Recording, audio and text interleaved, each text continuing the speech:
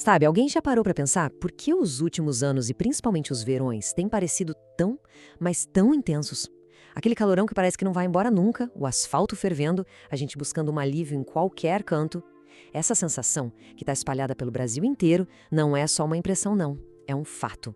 Um fato medido, documentado pela ciência e que está, aos poucos, mudando nosso clima de vez.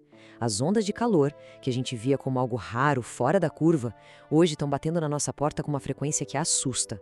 Elas não são mais a exceção, elas estão virando a regra. E cada vez que elas chegam, elas testam os limites da nossa saúde, da nossa infraestrutura e do nosso jeito de viver. É sobre essa nova e, pelo visto, permanente realidade climática do Brasil que a gente vai mergulhar agora. Para a gente entender essa transformação toda, a gente vai passar por 6 pontos bem importantes. Primeiro, vamos entender por que o calor virou a nossa nova realidade. Depois, a gente vai investigar o que está por trás desse aquecimento todo e como isso mexe com o nosso dia a dia, na prática. A gente também vai olhar de perto para ver quem mais sofre com isso e o que as autoridades estão fazendo. E, por fim, vamos conversar sobre como a gente pode se adaptar a esse futuro, que, na verdade, já começou. Então, vamos começar pelo começo. Olha, o termo mudança climática pode até soar como uma coisa distante, né? Algo que se discute em conferências internacionais, que acontece lá nas geleiras, mas os efeitos disso são sentidos aqui, agora, bem perto da gente. E o jeito mais claro que a gente sente essa transformação é justamente no aumento da frequência e da força dos eventos extremos, como essas ondas de calor que a gente tem vivido.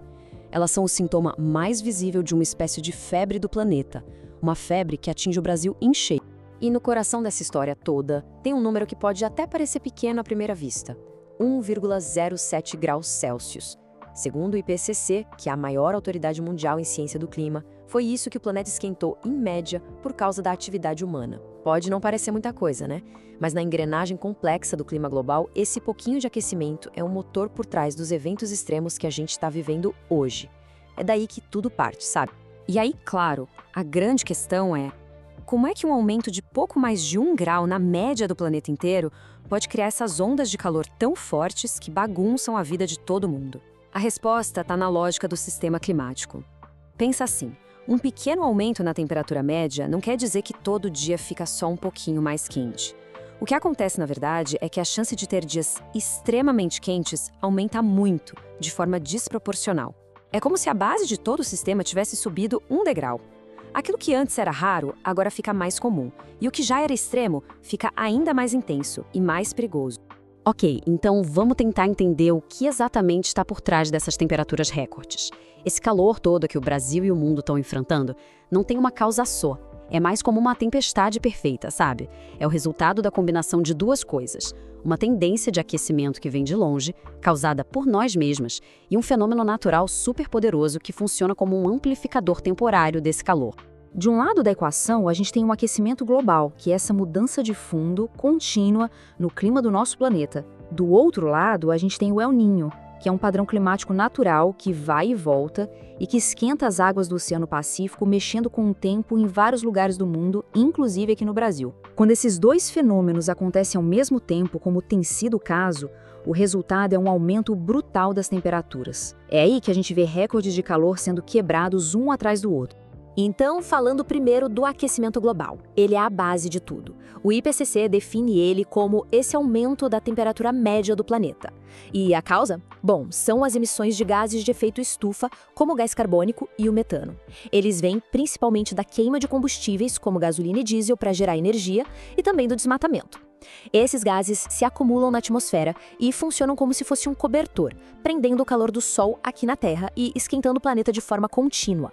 É uma mudança de longo prazo que cria um cenário que está sempre mais quente. E essa mudança global não acontece do mesmo jeito em todos os lugares. As projeções da ciência lá do IPCC mostram que a América do Sul é especialmente sensível. A ciência aponta que para cada 1 grau que o planeta esquenta na média, a temperatura do dia mais quente do ano por aqui pode subir até 2 graus. O que isso quer dizer na prática? Quer dizer que os nossos picos de calor estão aumentando num ritmo muito mais rápido do que a média mundial. A gente sente o impacto de forma amplificada. Bom, saindo um pouco da ciência do clima e vindo para a nossa vida real, como é que esse calorão todo afeta o nosso dia a dia? Olha, os impactos são enormes, profundos e muitas vezes uma coisa leva a outra. Eles vão desde o jeito como o nosso próprio corpo funciona até os sistemas mais complexos que sustentam a nossa sociedade, como a rede elétrica que leva a luz para as nossas casas ou a produção da comida que chega na nossa mesa. O primeiro impacto, e o mais direto, claro, é na nossa saúde. O corpo humano é uma máquina fantástica, mas ele tem um limite de tolerância ao calor. Quando as temperaturas sobem demais, o nosso sistema que controla a temperatura interna, que mantém a gente estável, fica sobrecarregado. Isso pode levar rapidinho à desidratação, à exaustão e, em casos mais graves, à insolação, que é uma emergência médica e pode até matar. Fora isso, o calor extremo age como um gatilho, piorando doenças crônicas como problemas de coração e respiratórios. E a ciência não tem nenhuma dúvida sobre isso. O relatório de 2023 do IPCC afirma com o que eles chamam de confiança muito alta, que traduzindo significa que é praticamente uma certeza que o aumento dos eventos de calor extremo está sim causando mortes e doenças no mundo todo. Isso não é uma previsão para o futuro, não. É uma consequência real que já está sendo medida e observada em todos os lugares, agora mesmo. Além da saúde, o calor intenso testa os limites da nossa infraestrutura. As redes de energia, por exemplo, sofrem uma pressão dupla. De um lado, todo mundo liga o ar-condicionado e o ventilador e o consumo de eletricidade dispara. Do outro, as próprias linhas de transmissão e os transformadores perdem eficiência e têm mais chance de falhar com o calorão. E não para por aí. O asfalto das ruas pode amolecer, criando riscos, os trilhos de trem podem dilatar e entortar, ameaçando a segurança dos transportes. A verdade é que grande parte da nossa infraestrutura não foi pensada para essa nova realidade. Essa tabela aqui ajuda a gente a ter uma ideia do tamanho do problema e de como tudo está conectado. Na saúde, o risco vem do estresse direto no nosso corpo e da sobrecarga dos hospitais. Na energia, o perigo são os apagões por excesso de demanda. Na produtividade, a capacidade de trabalhar simplesmente cai, principalmente para quem trabalha na rua, e isso afeta a economia toda. E um ponto super importante: na segurança alimentar, o calor e a falta d'água causam perdas na agricultura, ameaçando a nossa produção de comida. É um efeito dominó, sabe? Um sistema frágil acaba afetando todos os outros. Agora, a gente precisa entender um ponto fundamental. Embora o calor afete todo mundo, ele não afeta todo mundo do mesmo jeito. Os impactos dele são distribuídos de uma forma muito, mas muito desigual. Existem grupos na nossa população que sofrem muito mais, que estão mais expostos e que têm menos condições de se proteger. A vulnerabilidade ao calor tem um rosto, e esse rosto é social, é econômico e também tem a ver com a idade. Os idosos e as crianças pequenas estão, sem dúvida nenhuma, na linha de frente desse risco. E a razão para isso é física, é do corpo mesmo. O organismo deles simplesmente tem mais dificuldade para controlar a temperatura interna. Nos idosos, a capacidade de suar pode ser menor, e a sensação de sede, que é o nosso alarme natural, muitas vezes não funciona tão bem.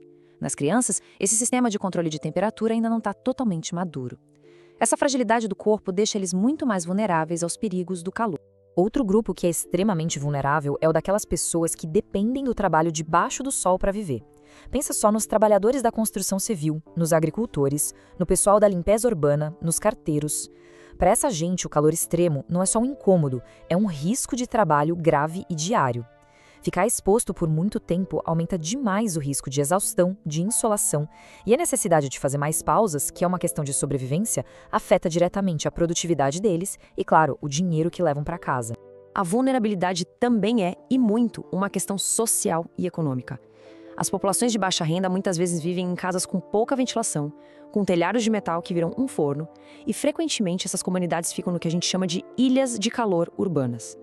São áreas com menos árvores, menos parques e com muito asfalto e concreto que absorvem e guardam o calor, fazendo esses lugares ficarem bem mais quentes que os bairros vizinhos. Ter ar-condicionado é um luxo distante, e locais públicos para se refrescar, como centros comunitários com ar, são raros.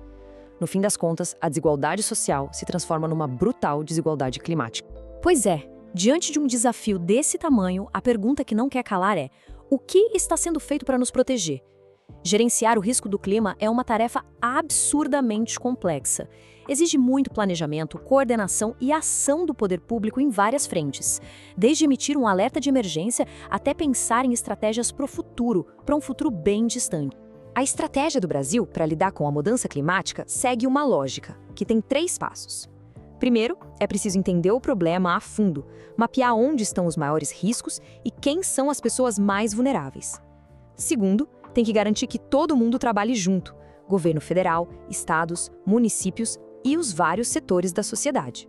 E terceiro, com base nesse conhecimento e nessa coordenação, é preciso identificar e, o mais importante de tudo, colocar em prática as medidas de adaptação que funcionam melhor para a nossa realidade. A principal ferramenta que organiza essa estratégia toda é o Plano Nacional de Adaptação, o PNA. É importante a gente entender o que ele é. Pense nele não como um plano de emergência para uma crise específica, mas como um grande guia, um mapa para ações de médio e longo prazo.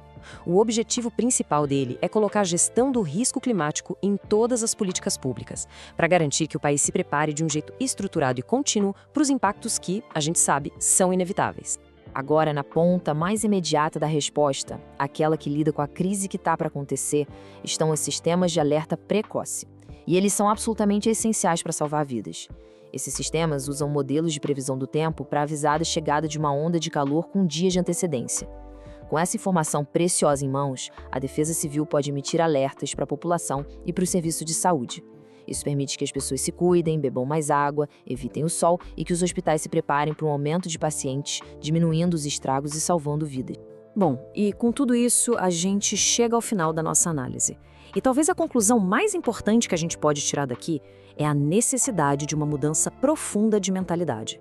A gente precisa urgentemente parar de ver o calor extremo como uma crise que passa, como um evento isolado, e começar a encarar isso como uma característica permanente do nosso novo clima. Essa frase precisa entrar na nossa cabeça. O calor extremo é a nossa nova normalidade. E o que isso quer dizer na prática? Quer dizer que não dá mais pra gente só reagir às crises quando elas aparecem. A gente precisa se adaptar de forma planejada, contínua, em todas as áreas da sociedade. Isso vai desde o planejamento das nossas cidades, que precisam de mais parques e áreas verdes, até as práticas da nossa agricultura, passando por uma revolução nos sistemas de saúde e no jeito como a gente constrói nossas casas e prédios. O próprio texto do Plano Nacional de Adaptação, o PNA, mostra essa visão de longo prazo. Repara que o objetivo não é resolver ou acabar com a mudança do clima, mas sim promover a gestão e a redução do risco. Isso mostra uma visão bem madura de que o desafio é permanente. A adaptação não é um projeto com um começo, meio e fim. É um processo contínuo de aprender, de se ajustar e, acima de tudo, de construir uma sociedade mais forte e resiliente. A ciência nos deu o diagnóstico claro e um mapa do caminho. As ferramentas de planejamento, como o Plano Nacional de Adaptação, já estão aí. Só que a realidade do clima está mudando numa velocidade que muitas vezes nos assusta. E por isso, a pergunta final que fica e que deve ecoar para todos nós, governos, empresas, cidadãos, é se a nossa capacidade de responder, de mudar e de se adaptar está, de fato, conseguindo acompanhar o ritmo acelerado dessas transformações.